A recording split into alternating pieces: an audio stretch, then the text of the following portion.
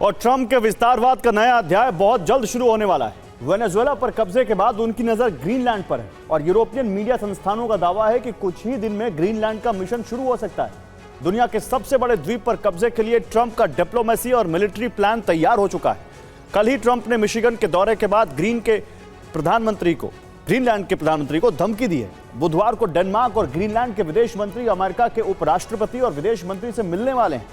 Greenland पर बढ़ता संकट कैसे पूरे यूरोप को युद्ध की खाई में धकेल सकता है, इस रिपोर्ट में देखिए। आर्कटिक में महासंग्राम की भूमिका तैयार हो चुकी है। ट्रंप ने ऐलान कर दिया है कि वो ग्रीनलैंड लेकर रहेंगे और ग्रीनलैंड की सरकार भी अड़ गई है कि जान देना मंजूर है, लेकिन अमेरिका की गुलामी नहीं। कुछ दिन पहले ही जिस डॉग स्लेज आर्मी का मजाक ट्रंप ने उड़ाया था, वो -60 डिग्री सेल्सियस के तापमान में अमेरिका की हाईटेक फौज से टकराने की तैयारी में जुट गई है।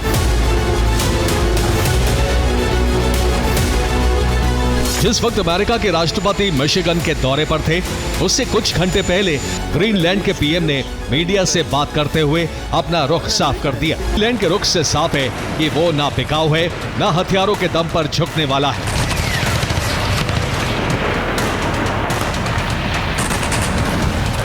लेकिन ट्रंप से जब इस पर जवाब मांगा गया तो उन्होंने इनकार कर दिया कि ऐसे किसी शख्स को वो जानते भी हैं। ट्रंप सिर्फ जानते हैं तो ये कि उनको ग्रीनलैंड लेना है, लेकिन अगर बातचीत से बात नहीं बनी और जंग की नौबत आई तो इसके परिणाम भयंकर हो सकते हैं, क्योंकि ये खेल आर्कटिक के प्रवेश द्वार पर कब्जे का है। अरबों खरबों डॉलर के प्राकृतिक संसाधनों का है। यूरोप की सुरक्षा शील्ड नेटो का है। अमेरिका ने ग्रीनलैंड पर हमले किए तो नेटो के अस्तित्व पर खतरा हो सकता है। यूरोप के देशों के साथ अमेरिका का युद्ध छिड़ सकता है। रूस चीन भी इस जंग में कूद सकते हैं।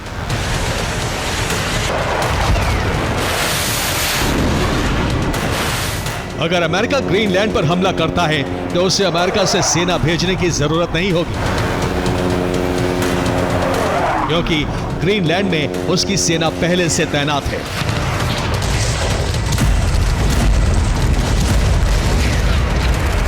ग्रीनलैंड में यूएस का पेटोफिक स्पेस बेस है।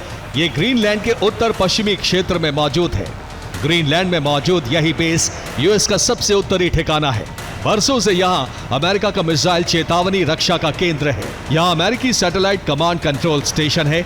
अमेरिकी सेना की मौजूदगी डेनमार्क अमेरिका में समझौते की वजह से है। कई साल से यूएस यहां सैन्य ठिकाना चला रहा है। अगर जरूरत पड़ी तो यहीं से अमेरिकी सेना ग्रीनलैंड में ग्राउंड ऑपरेशन शुरू कर सकती है। लेकिन सवाल यह है कि अगर ग्रीनलैंड पर हमले हुए तो नेटो का रुख क्या होगा, क्योंकि डेनमार्क नेटो का संस्थापक सदस्य है और अमेरिका का पुराना सहयोगी है। नेटो प्रमुख से जब यह सवाल पूछा गया तो उन्होंने राजनयिक अंदाज में जवाब दिया। फिलहाल ग्रीनलैंड के मुद्दे का डिप्लोमेटिक हल खोजा जा रहा है। बुधवार को डेनमार्क और ग्रीनलैंड के विदेश मंत्री इस पर चर्चा करेंगे। दोनों नेताओं की मुलाकात अमेरिकी उपराष्ट्रपति जेडी वैंस और विदेश मंत्री मार्को रूबियो से होगी। यूरोप के देशों की कोशिश है कि मामले को शांति से सुलझा लिया जाए। इसके लिए नेटो के अंदर चर्चा भी हो रही है। ईयू ने 3 चरणों का प्लान तैयार किया है। इसमें पहला है अमेरिका से समझौता। इसमें ऐसा प्रस्ताव दिया जाएगा जिससे डोनाल्ड ट्रंप नतीजे को अपनी राजनीतिक जीत की तरफ पेश कर सके। साथ ही डेनमार्क और ग्रीनलैंड की संप्रभुता पर कोई सवाल न उठे। दूसरा तरीका है वॉशिंगटन पर आर्थिक दबाव। इस प्लान के तहत अमेरिका पर व्यापारिक दबाव बढ़ाए जा सकते हैं। इसे कूटनीतिक भाषा में ट्रेड बज़ूका कहा जाता है। यूरोप अमेरिका पर टैरिफ बढ़ा सकता है। तीसरा तरीका है ग्रीनलैंड में यूरोपीय सैनिकों की तैनाती। विशेषज्ञों का मानना है कि यूरोपीय सेनाएं अमेरिका का सामना करने में सक्षम नहीं होंगी, लेकिन तैनाती संभावित युद्ध को टाल सकती है। खुद नेटो सचिव मान रहे हैं कि नेटो को तभी बचाया जा सकता है जब यूरोप खुद अपनी रक्षा की जिम्मेदारी ले।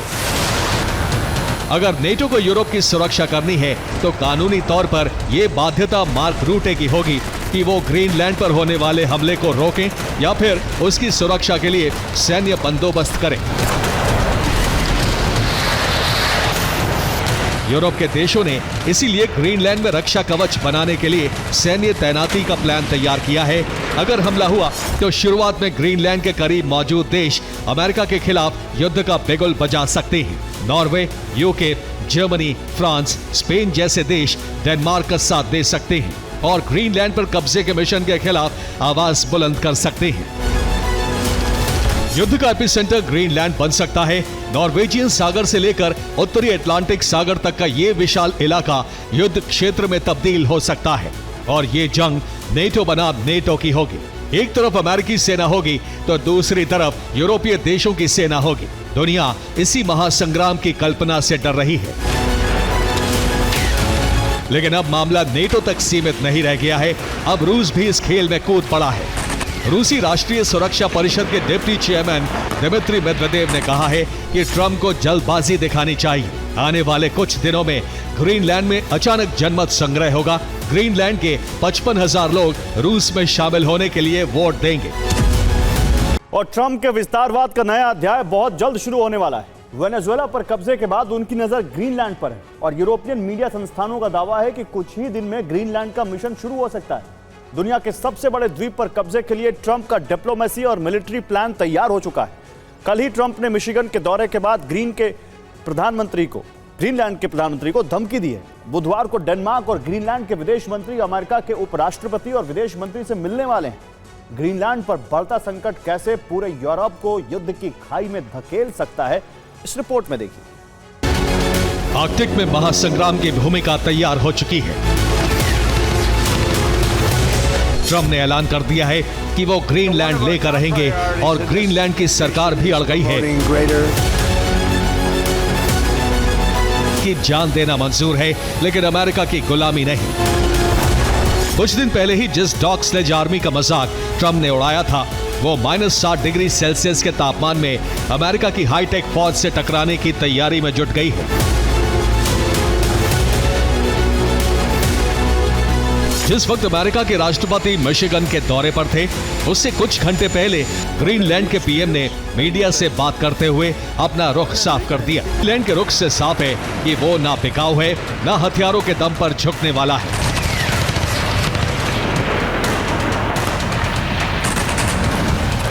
लेकिन ट्रंप से जब इस पर जवाब मांगा गया तो उन्होंने इनकार कर दिया कि ऐसे किसी शख्स को वो जानते भी हैं।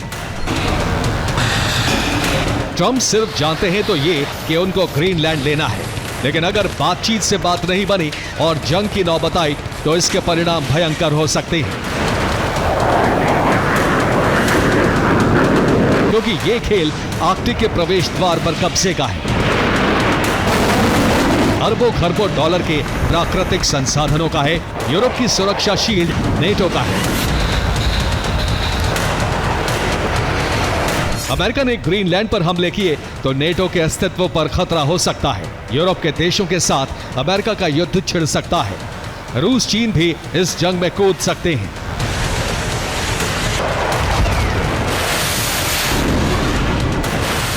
अगर अमेरिका ग्रीनलैंड पर हमला करता है तो उसे अमेरिका से सेना भेजने की जरूरत नहीं होगी, क्योंकि ग्रीनलैंड में उसकी सेना पहले से तैनात है।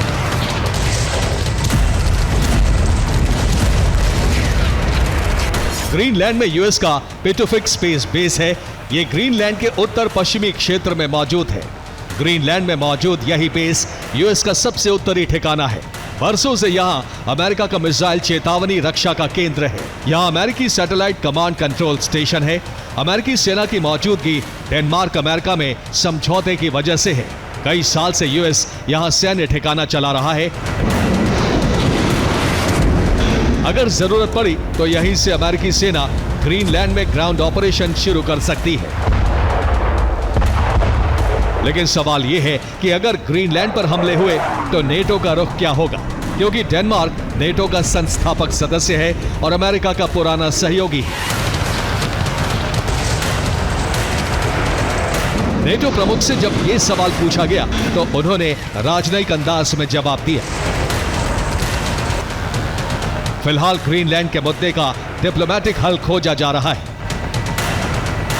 बुधवार को डेनमार्क और ग्रीनलैंड के विदेश मंत्री इस पर चर्चा करेंगे। दोनों नेताओं की मुलाकात अमेरिकी उपराष्ट्रपति जेडी वैंस और विदेश मंत्री मार्को रूबियो से होगी। यूरोप के देशों की कोशिश है कि मामले को शांति से सुलझा लिया जाए। इसके लिए नेटो के अंदर चर्चा भी हो रही है। ईयू ने 3 चरणों का प्लान तैयार किया है। इसमें पहला है अमेरिका से समझौता। इसमें ऐसा प्रस्ताव दिया जाएगा जिससे डोनाल्ड ट्रंप नतीजे को अपनी राजनीतिक जीत की तरफ पेश कर सके। साथ ही डेनमार्क और ग्रीनलैंड की संप्रभुता पर कोई सवाल न उठे। दूसरा तरीका है वॉशिंगटन पर आर्थिक दबाव। इस प्लान के तहत अमेरिका पर व्यापारिक दबाव बढ़ाए जा सकते हैं। इसे कूटनीतिक भाषा में ट्रेड बज़ूका कहा जाता है। यूरोप अमेरिका पर टैरिफ बढ़ा सकता है। तीसरा तरीका है ग्रीनलैंड में यूरोपीय सैनिकों की तैनाती। विशेषज्ञों का मानना है कि यूरोपीय सेनाएं अमेरिका का सामना करने में सक्षम नहीं होंगी, लेकिन तैनाती संभावित युद्ध को टाल सकती है। खुद नेटो सचिव मान रहे हैं कि नेटो को तभी बचाया जा सकता है जब यूरोप खुद अपनी रक्षा की जिम्मेदारी ले। अगर नेटो को यूरोप की सुरक्षा करनी है तो कानूनी तौर पर यह बाध्यता मार्क रूटे की होगी कि वो ग्रीनलैंड पर होने वाले हमले को रोकें या फिर उसकी सुरक्षा के लिए सैन्य बंदोबस्त करें। यूरोप के देशों ने इसीलिए ग्रीनलैंड में रक्षा कवच बनाने के लिए सैन्य तैनाती का प्लान तैयार किया है। अगर हमला हुआ तो शुरुआत में ग्रीनलैंड के करीब मौजूद देश अमेरिका के खिलाफ युद्ध का बिगुल बजा सकते हैं। Norway, UK, Germany, France, Spain जैसे देश डेनमार्क का साथ दे सकते हैं और ग्रीनलैंड पर कब्जे के मिशन के खिलाफ आवाज बुलंद कर सकते हैं। युद्ध का एपिसेंटर ग्रीनलैंड बन सकता है। नॉर्वेजियन सागर से लेकर उत्तरी अटलांटिक सागर तक का यह विशाल इलाका युद्ध क्षेत्र में तब्दील हो सकता है और ये जंग नेटो बनाम नेटो की होगी। एक तरफ अमेरिकी सेना होगी तो दूसरी तरफ यूरोपीय देशों की सेना होगी। दुनिया इसी महासंग्राम की कल्पना से डर रही है। लेकिन अब मामला नेटो तक सीमित नहीं रह गया है। अब रूस भी इस खेल में कूद पड़ा है। रूसी राष्ट्रीय सुरक्षा परिषद के डिप्टी चेयरमैन दिमित्री मेदवेदेव ने कहा है कि ट्रंप को जल्दबाजी दिखानी चाहिए। आने वाले कुछ दिनों में ग्रीनलैंड में अचानक जनमत संग्रह होगा। ग्रीनलैंड के 55,000 लोग रूस में शामिल होने के लिए वोट देंगे।